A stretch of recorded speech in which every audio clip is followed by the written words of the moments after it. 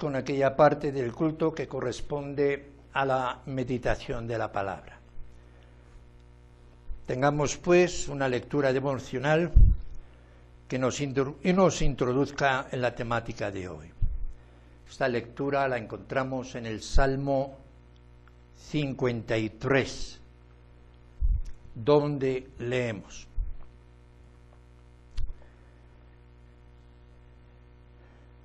Dijo el necio en su corazón: no hay Dios. Corrompiéronse e hicieron abominable maldad. No hay quien haga bien. Dios desde los cielos miró sobre los hijos de los hombres por ver si había algún entendido que buscara a Dios. Cada uno se había vuelto atrás, todos se habían corrompido. No hay quien haga bien, no hay ni aun uno.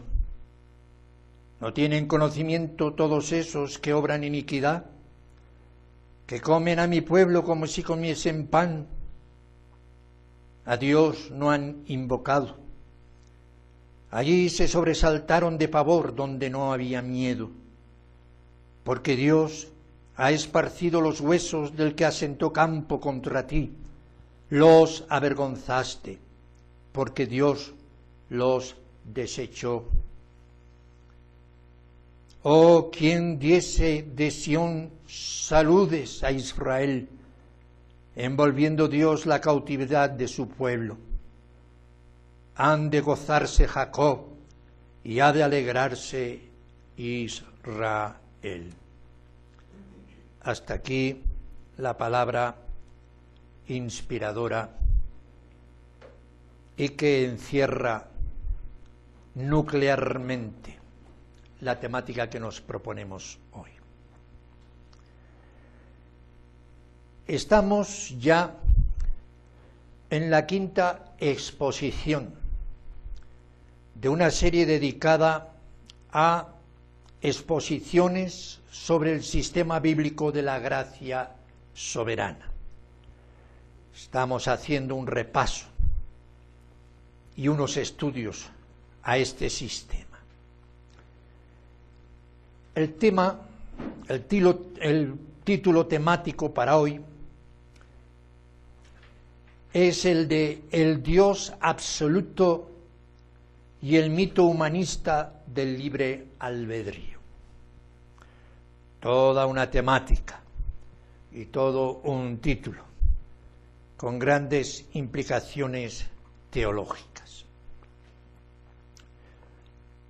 Como decíamos, estamos repasando doctrina fundamental porque hemos considerado que la Iglesia atraviesa un tiempo de mucha contaminación herética. Comprobamos que mucho sector propio, el protestante, a escala mundial, está cayendo en la mundanalidad, la inmoralidad a niveles insufribles y en herejías y distorsiones de la fe cristiana mesiánica, apostólica, que predicaron y enseñaron los apóstoles del Mesías Jesús, el Cordero de Dios. Sí, hermanos, hermanas, el protestantismo general, lo cual incluye al evangélico sin distinción denominacional, por lo cual nos afecta a nosotros también como reformados presbiterianos. La apostasía se ha extendido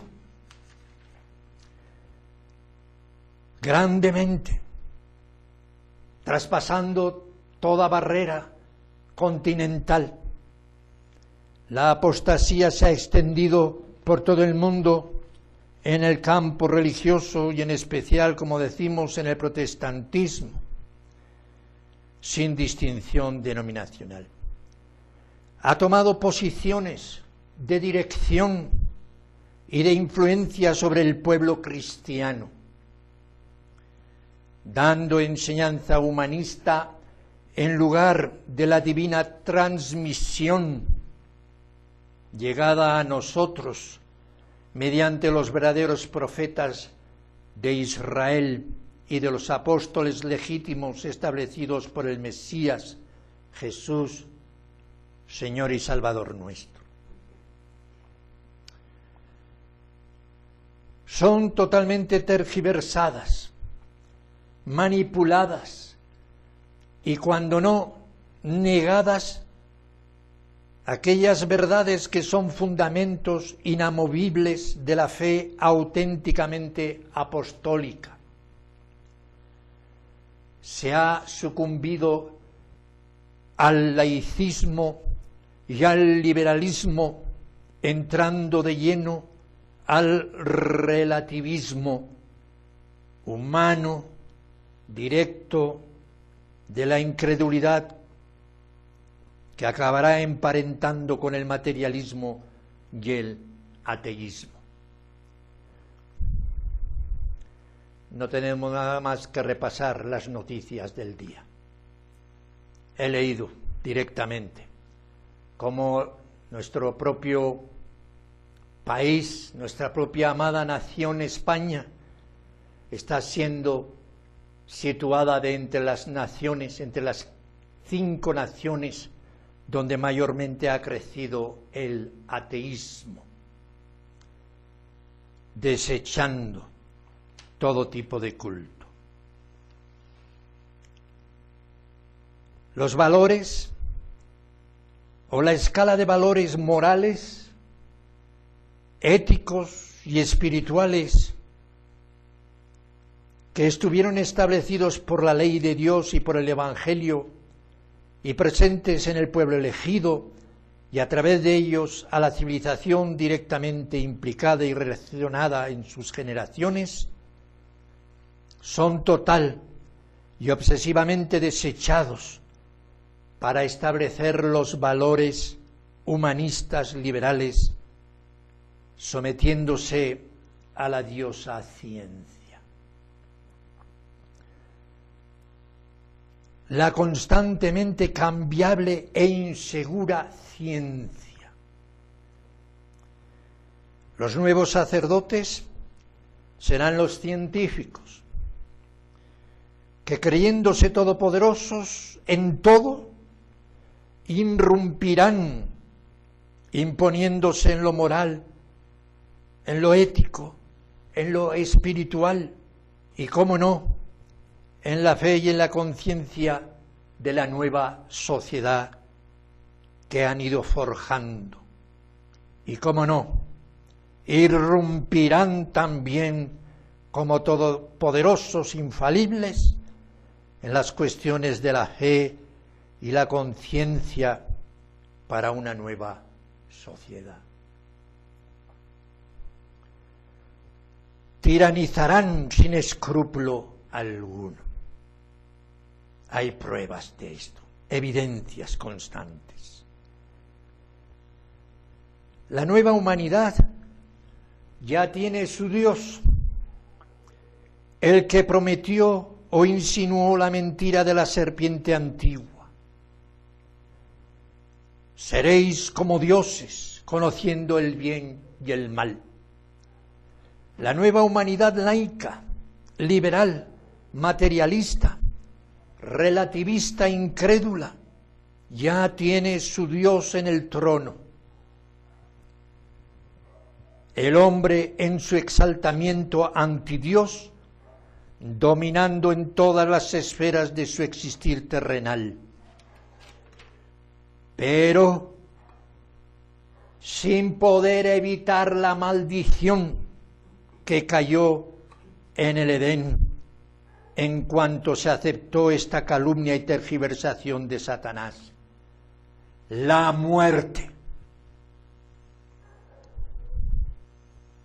La muerte viene a ser el azote de Dios a la humanidad. La muerte es una de las mayores pruebas de la presencia de Dios, de su poder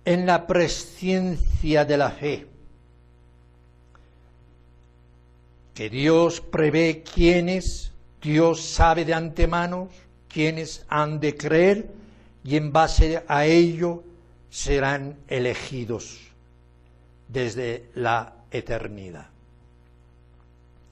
No creen ni enseñan en la total corrupción y depravación del hombre, y por ende creen en el libre albedrío como suficientemente capacitado para responder y decidirse por lo bueno,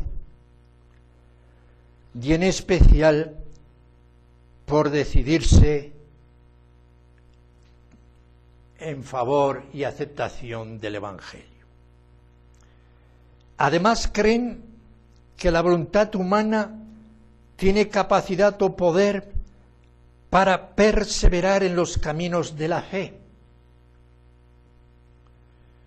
Hay arminianos evangélicos que incluso, pese a creer en las doctrinas de la gracia, aún dentro de su esquema, sin embargo creen que incluso la salvación puede llegarse a perder.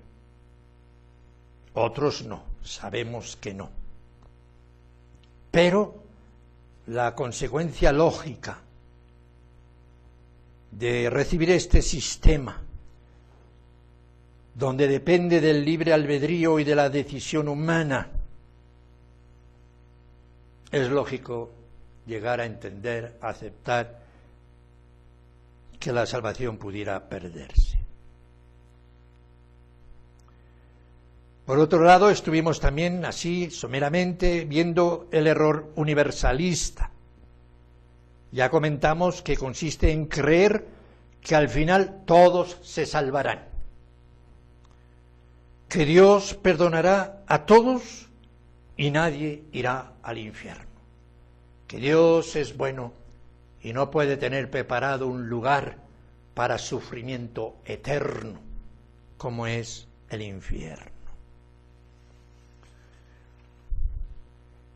Por otro lado, la enseñanza errada de Charles Taze Russell y de los llamados testigos de Jehová enseña una segunda oportunidad después de la muerte física, en la resurrección, en un periodo anterior al juicio universal, o sea, en el período milenial, y niegan la condenación eterna. Como los evangélicos arminianos, también ellos creen en el libre albedrío y que la salvación puede perderse. En especial porque ellos hacen mucho énfasis en lo que casi podríamos llamar, sin ninguna duda, que es salvación por obras.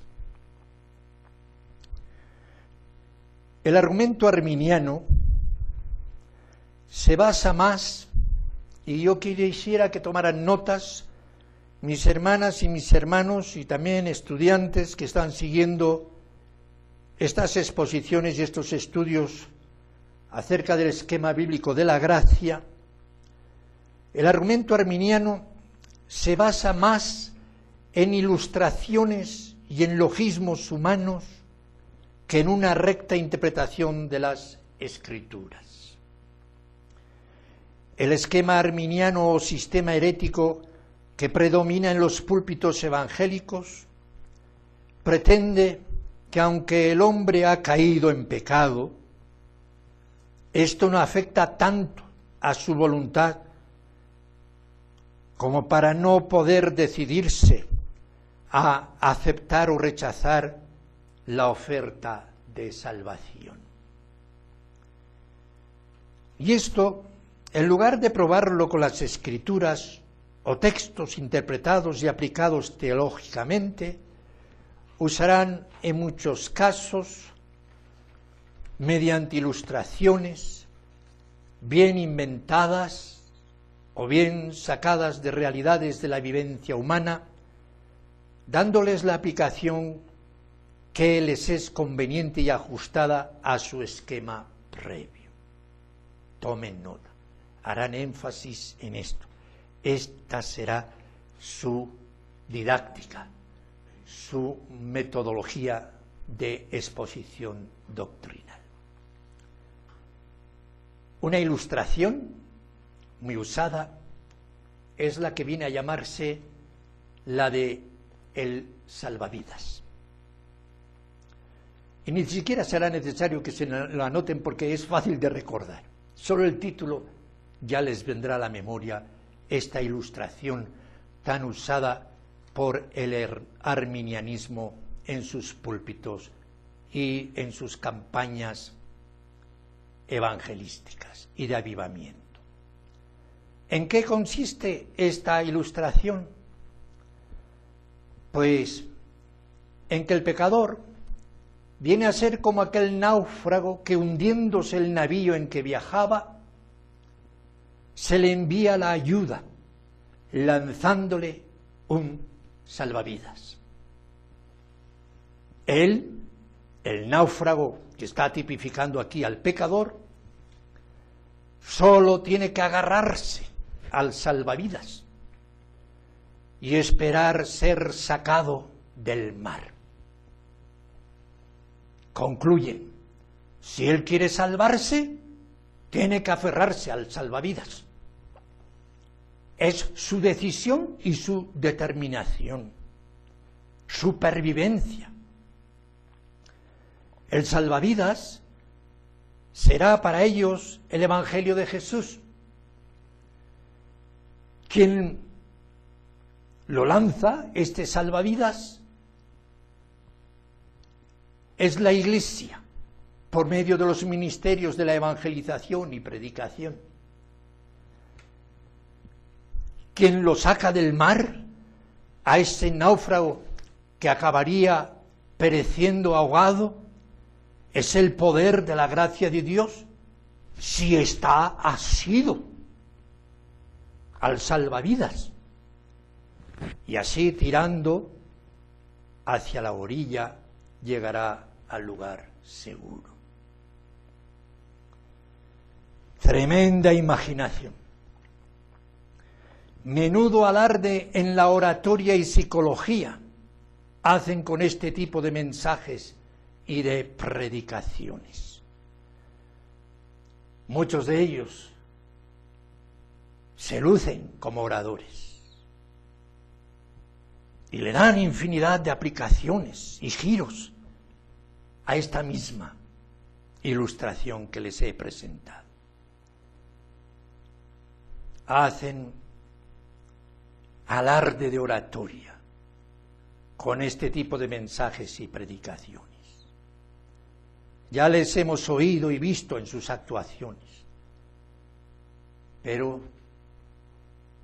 es bueno que nos preguntemos ante esto. ¿Enseña esto las Escrituras?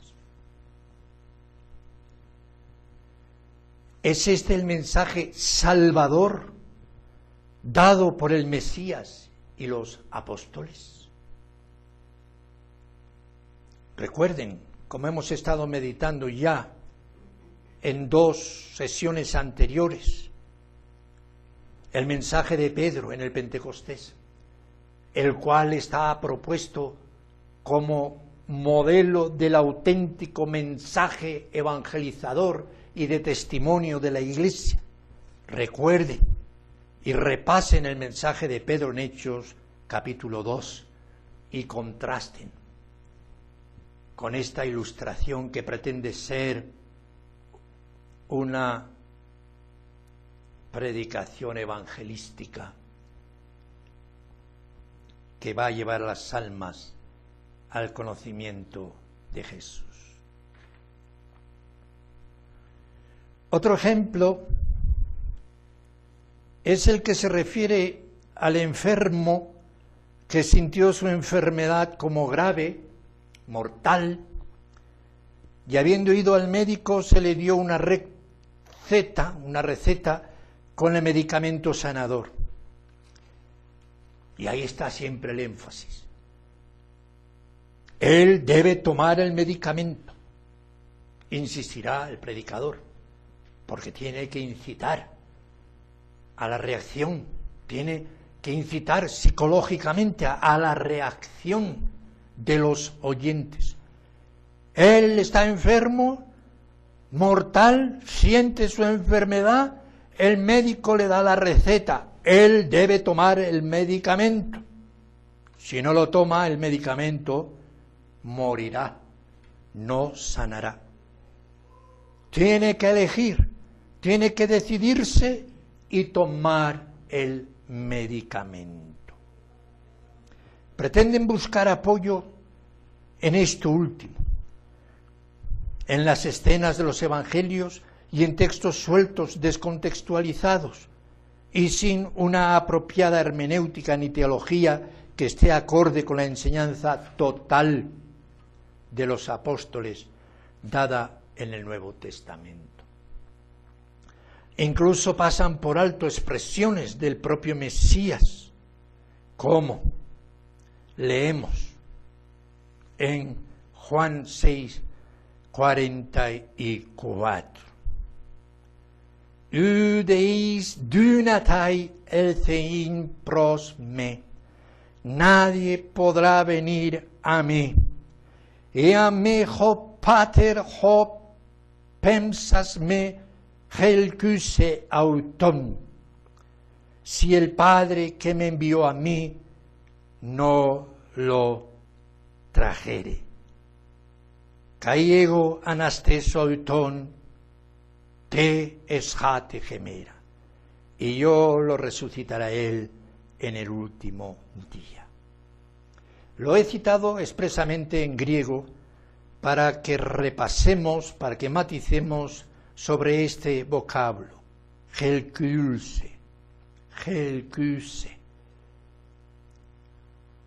Ean me ho pater, ho pensas me helkuse. Si el Padre que me envió a mí no lo atrae, helkuse. Helkuse, del verbo helkon,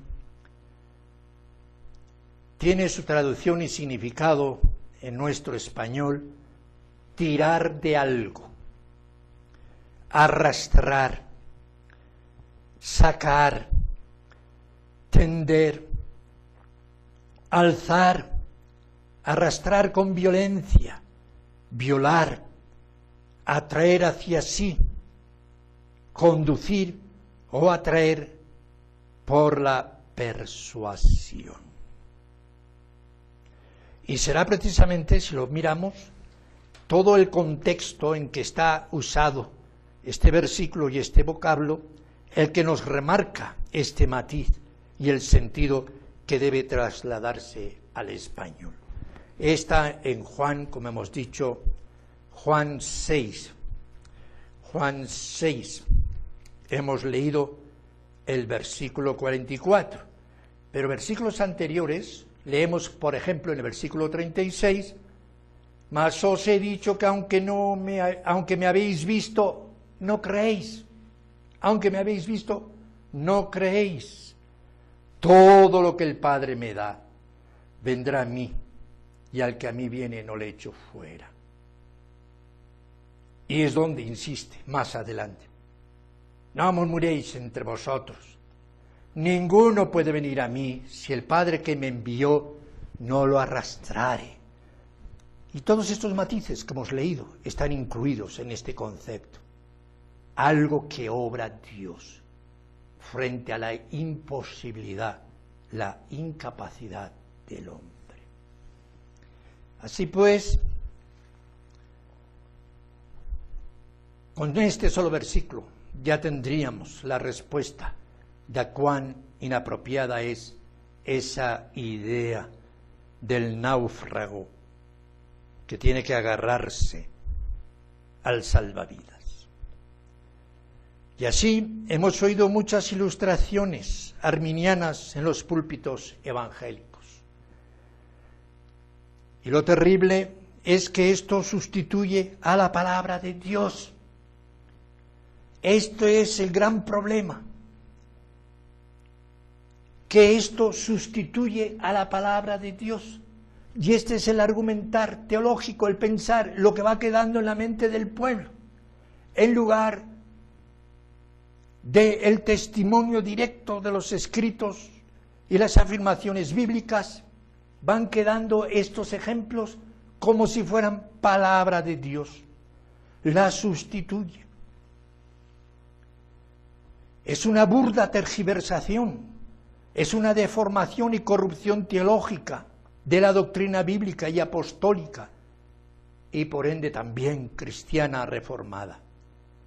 Tanto de la situación del hombre en su caída, como del llamamiento divino a recibir la gracia dada en el Evangelio. Es una tergiversación. Por muy realistas que aparezcan esas ilustraciones, y un sinnúmero de ellas, incluso llegando a usar pasajes bíblicos, interpretándolos así, alegóricamente, no son la verdad bíblica, no son la doctrina apostólica, no son palabra de Dios.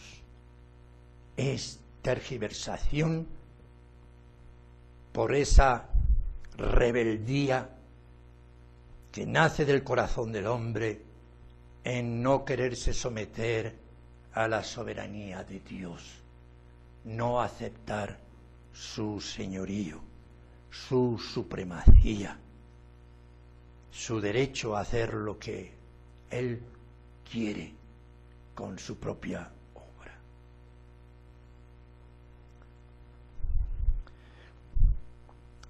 Y así quisiera recordarles, aunque sea someramente hoy, ya que nos dedicaremos en más detalle en sucesivas, Dios mediante, exposiciones sobre este tema directamente, yo quisiera recordarles que todo esto que hemos leído y todas estas ilustraciones y todo este esquema que nos presenta el arminianismo evangélico o el semipelagianismo en su interpretación de la voluntad del hombre y de ilustraciones bíblicas y de ilustraciones tergiversadas, yo voy a recordar esto. En primer lugar, que en las Escrituras entendemos que el hombre tiene corazón de piedra. Así leemos en Ezequiel 11, del 19 al 21. Jeremías, Ezequiel 11, 19 al 21. Y les daré un corazón y un espíritu nuevo daré en sus entrañas. Y quitaré el corazón de piedra de su carne y les daré corazón de carne. ¿Así? Y esto está a la comparativa con Segunda de Corintios, capítulo 3. Segunda de Corintios, capítulo 3, 1 al 3, donde leemos: ¿comenzamos otra vez a alabarnos a nosotros mismos? ¿O tenemos necesidad, como algunos, de letras de recomendación para vosotros o de recomendación de vosotros? Nuestras letras sois vosotros, escritas en vuestro corazón, sabidas y leídas de todos los hombres. Rectifico, escritas en nuestro corazón, sabidas y leídas de todos los hombres, siendo manifiesto que sois letra de Cristo, administrada de nosotros, escrita no con tinta, mas con el Espíritu del Dios vivo, no con tablas de piedra, sino en tablas de carne del corazón. Aquí Pablo está aplicando y parafraseando la profecía dada por Ezequiel. El hombre tiene corazón de piedra, no meramente un enfermo que siente su enfermedad, es un corazón de piedra en el cual interviene en los elegidos la obra sobrenatural y maravillosa que hemos leído en el apóstol Pablo. Escritos, no con tinta, sino con el Espíritu de Dios, con el Espíritu, arrancando el corazón de piedra y poniendo un corazón de carne. Insisto, el arminiano ha de entender que el hombre, en el concepto profético, el hombre natural, el hombre es corazón de piedra, no meramente un enfermo que siente su enfermedad. Por otro lado, leemos en las Escrituras por el testimonio apostólico también que el hombre para Dios está muerto, no medio muerto o medio ahogándose, como en la ilustración, sino muerto. Y lo leemos en Efesios 2, 1 al 5.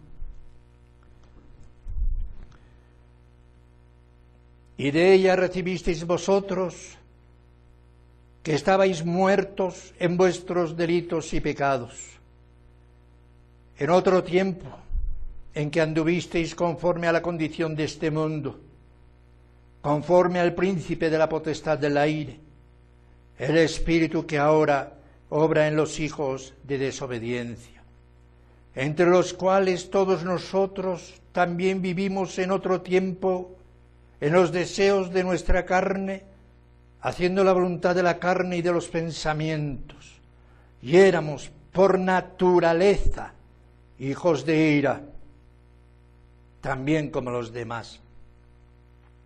Empero Dios, que es rico en misericordia, por su mucho amor con que nos amó, aun estando nosotros muertos en pecados, nos dio vida juntamente con Cristo.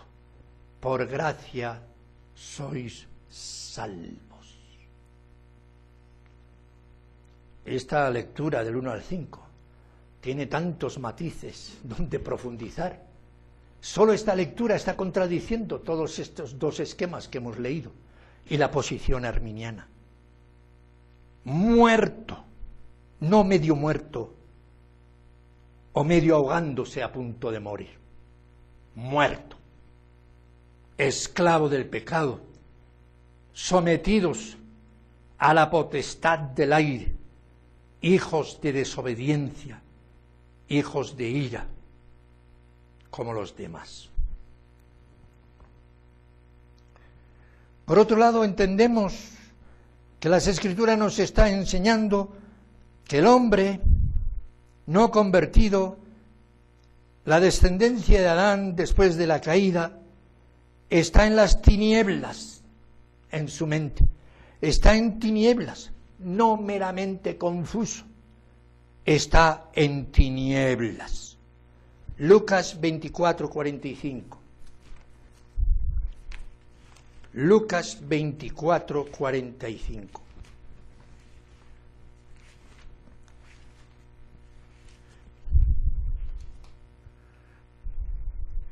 Entonces,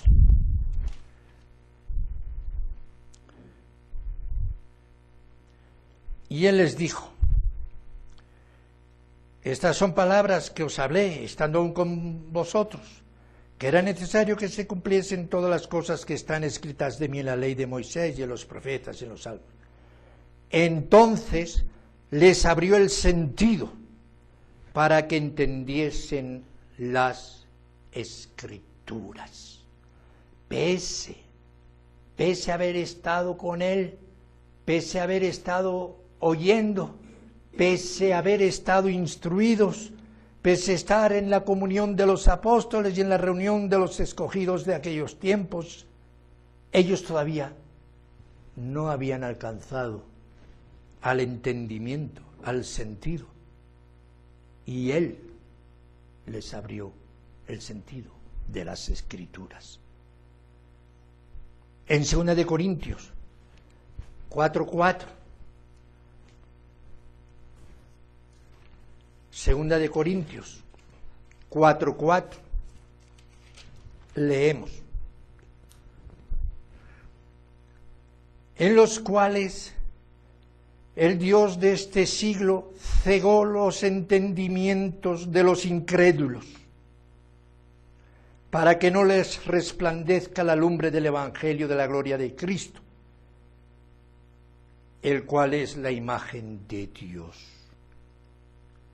El entendimiento encegado, sujeto a las tinieblas.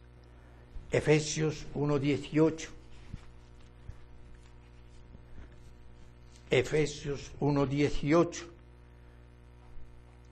Alumbrando los ojos de vuestro entendimiento, para que sepáis cuál sea la esperanza de su vocación y cuáles las riquezas de la gloria de su herencia en los santos. Esto es la continuación de la petición que hace Pablo, de desear que el Dios del Señor nuestro Jesucristo y Padre os dé espíritu de sabiduría y de revelación por su conocimiento, alumbrando. O sea, es obrar de Dios, es el obrar de Dios en las tinieblas de nuestra mente, para que los elegidos alcancen a la revelación y del conocimiento salvador por medio de alumbrar nuestro entendimiento. Dice que los gentiles andan en la vanidad de su sentido, 4:18, teniendo el entendimiento entenebrecido, ajenos de la vida de Dios por la ignorancia que en ellos hay, por la dureza de su corazón. El hombre natural, el hombre, la humanidad, está ciega en las tinieblas de su mente, en lo que tiene que ver con Dios y la salvación. Está ciego, no meramente confuso.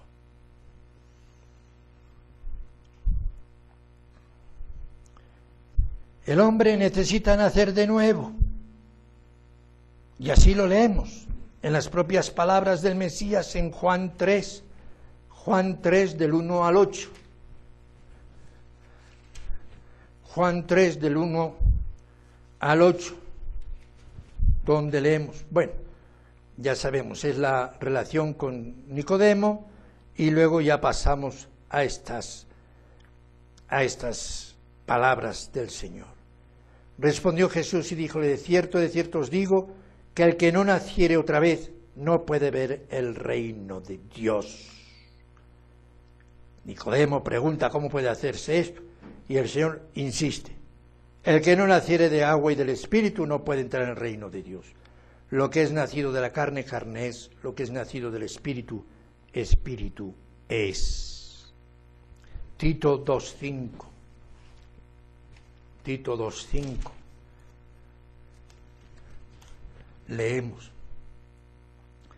no por obras de justicia que nosotros habíamos hecho, mas por su misericordia nos salvó por el lavacro de la regeneración y de la renovación del Espíritu. Ante todos esos versículos debemos preguntarnos: ¿acaso se puede intervenir en el propio nacimiento?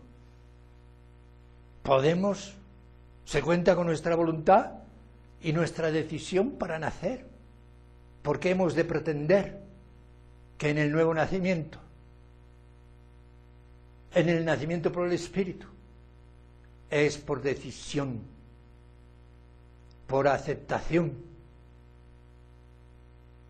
del propio hombre?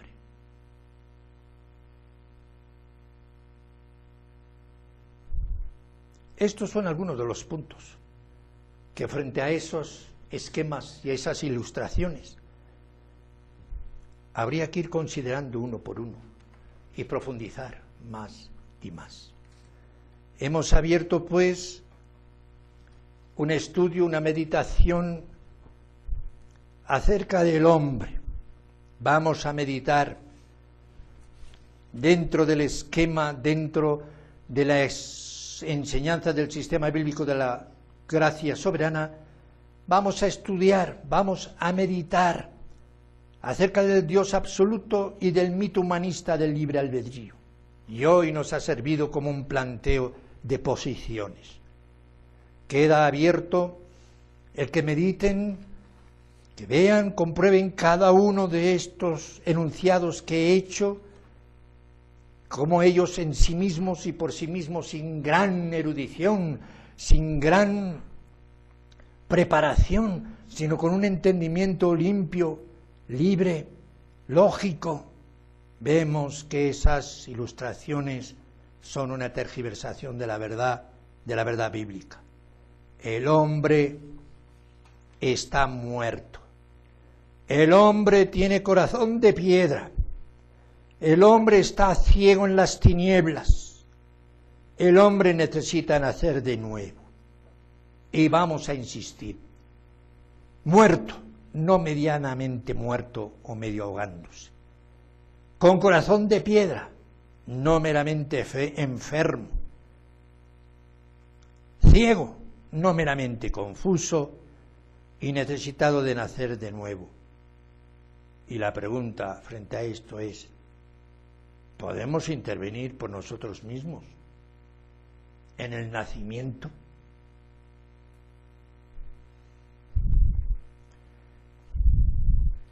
Quiera el Señor, pues, que al ir descubriendo las Escrituras la real situación y diagnosis que la palabra de Dios describe e informa acerca del hombre en su caída, nos llevará a valorar más la gracia, nos llevará a valorar el amor del Padre, nos llevará a valorar la eficacia de la cruz de Cristo, nos llevará a valorar apropiadamente el poder de la llamada del Espíritu Santo.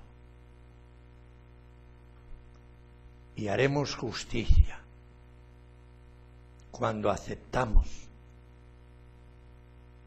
la verdad de Dios y rechazamos la tergiversación de la soberbia e insolencia humana con su pretendido libre albedrío. Como resultado de todo esto, yo quisiera recordar como notas para ustedes también. Tomen nota en este hecho. El libre albedrío, o la libre decisión o voluntad del hombre, el libre albedrío o la voluntad está en armonía con la naturaleza del hombre. El hombre está caído, su libre albedrío está caído.